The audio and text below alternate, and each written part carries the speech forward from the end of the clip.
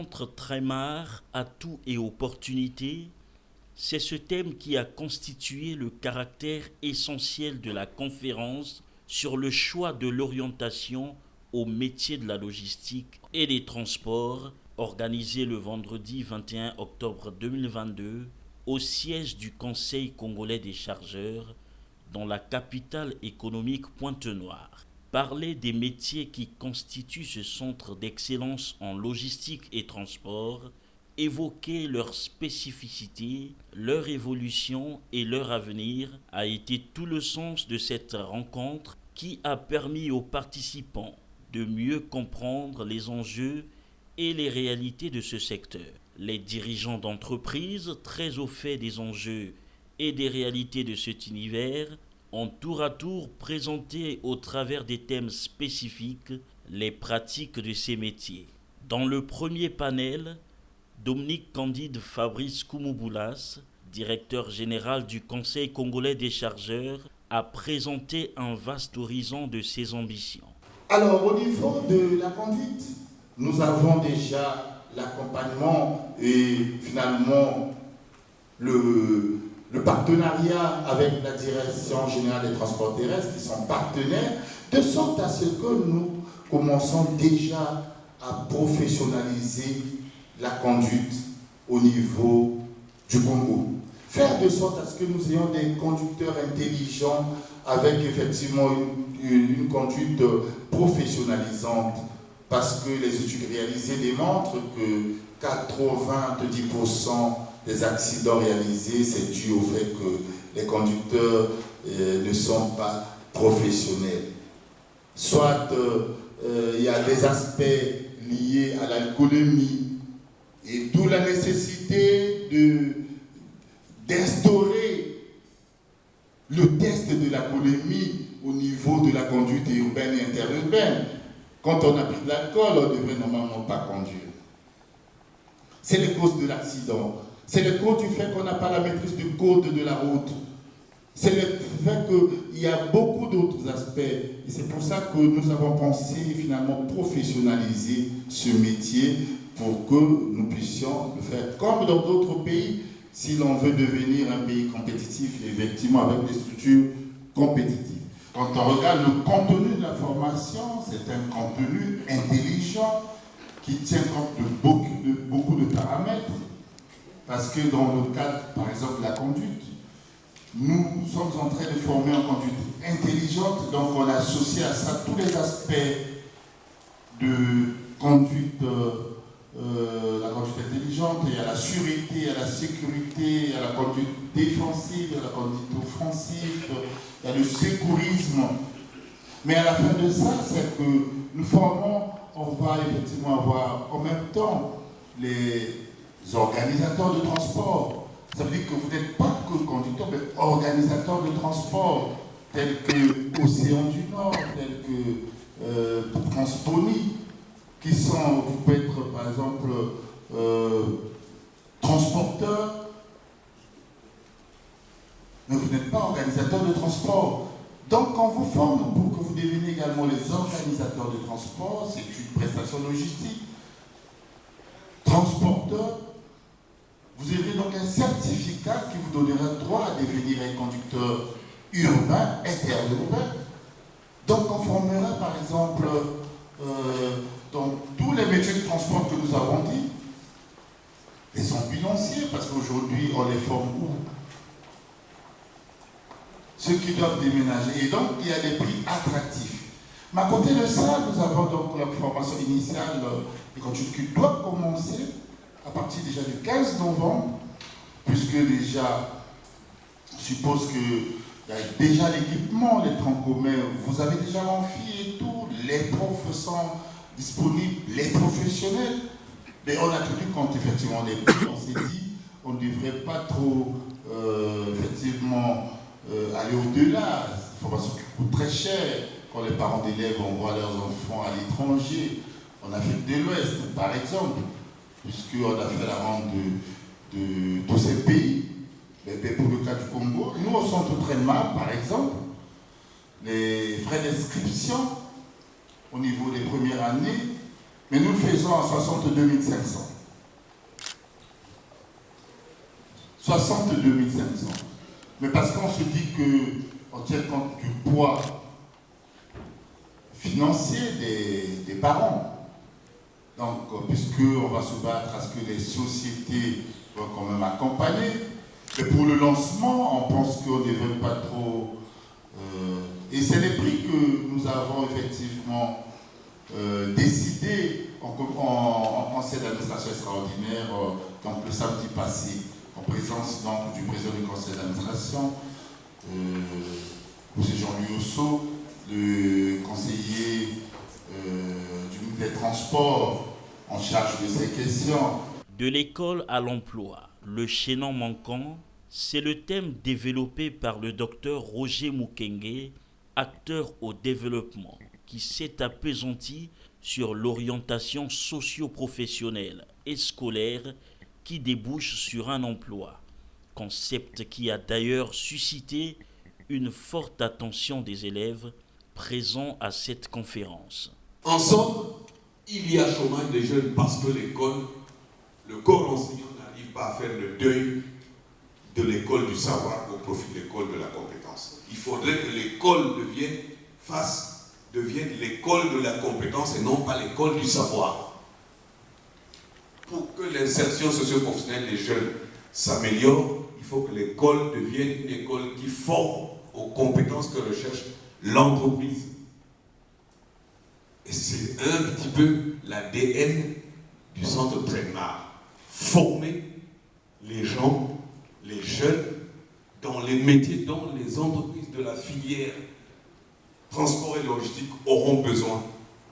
Et non pas former au diplôme pour le diplôme. Alors, c'est quoi le chaînon manquant? Pour moi, c'est peut-être quelque chose que vous entendez peut-être pour la première fois.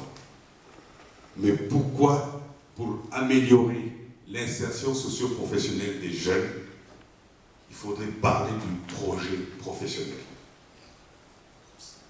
Les jeunes s'orientent sans projet professionnel. Les jeunes vont à l'école sans projet professionnel. Alors attention, ça ne veut pas dire qu'ils ne l'ont pas, mais ils l'ont dans la tête, ils ne l'ont pas travaillé. Tout le monde, nous allons à l'école, ah moi je veux devenir docteur, bien sûr. Ah moi je veux être pilote d'avion, bien sûr. Nous avons plus ou moins, c'est ça le projet professionnel. Le projet professionnel, ce sont l'ensemble des activités et des environnements professionnels de prédilection. Ce que quelqu'un aime faire par rapport à ses motivations, ses centres d'intérêt, ses valeurs, sa personnalité, ses capacités et son potentiel. C'est-à-dire, il faut choisir le métier que l'on veut exercer demain avant de choisir les études que l'on veut faire. Or, malheureusement, nous choisissons d'abord les études. Moi, j'ai 3 à 4 neveux qui sont à Brazzaville. Tous, ils ont fait les mêmes études. Et ils viennent tout le temps me voir, mais tonton, nous on n'a pas de temps, il faut nous prendre. Je dis, mais vous avez fait tous la même chose, je vais prendre qui? Vous voyez? Ils ont fait parce que parfois c'est facile. Pourquoi? Parce qu'il vaut mieux avoir un diplôme. Nous sommes toujours dans la logique du diplôme. Vous savez, on a souvent dit, pour les anciens comme moi, on parlait de l'école élitiste. L'élitisme, c'est quoi? C'est se former pour avoir le doctorat. Qu'est-ce que vous allez faire avec le doctorat de ceci? Vous allez en France, vous faites le doctorat d'astrophysique. Bon, c'est très bien. Mais si vous venez au Congo, astrophysique. Ça ne veut pas dire que ce n'est pas important au Congo. Si, mais il n'y a pas de structure. Vous n'avez pas d'observatoire pour aller regarder les étoiles. Vous allez aller faire astrophysique pour faire quoi? Enseigner à l'université, bien sûr. Former encore pour le diplôme. Le Congo n'a pas besoin d'astrophysiciens. Non mais soyons sérieux. Vous voyez, c'est ça le truc. Donc, il faut travailler à partir du projet professionnel. Le chaînon qui manque, c'est le projet professionnel. Les élèves, les jeunes font des formations, vont à l'école avec une notion floue du projet professionnel. Mais moi, ma conviction, c'est qu'une scolarité réussie, c'est celle au cours de laquelle, ou à l'issue de laquelle d'ailleurs, j'allais dire, l'élève acquiert un savoir s'orienter. Et celle qui débouche sur un métier. Une scolarité réussie, c'est une scolarité qui débouche sur un métier, sur un emploi. Ce n'est pas sur un métier, c'est sur un emploi. Il y a une différence entre emploi et métier. Le métier, c'est ce que je sais faire.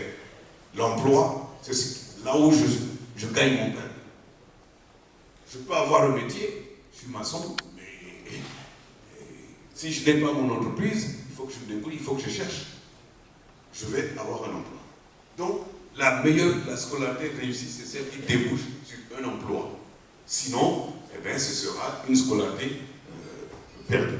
La pratique des métiers de la logistique au port autonome de Pointe-Noire a été également présentée au cours de ces assises. Ici, il s'est agi d'une illustration à travers la diffusion d'un mini-film présentant le potentiel du port autonome, ses capacités ainsi que toutes ses composantes.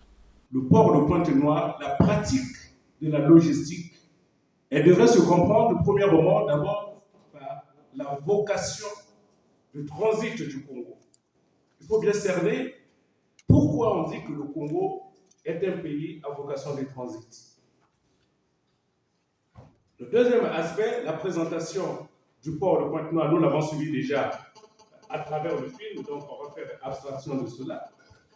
Et le troisième point, c'est le rôle économique du port de Pointe-Noire.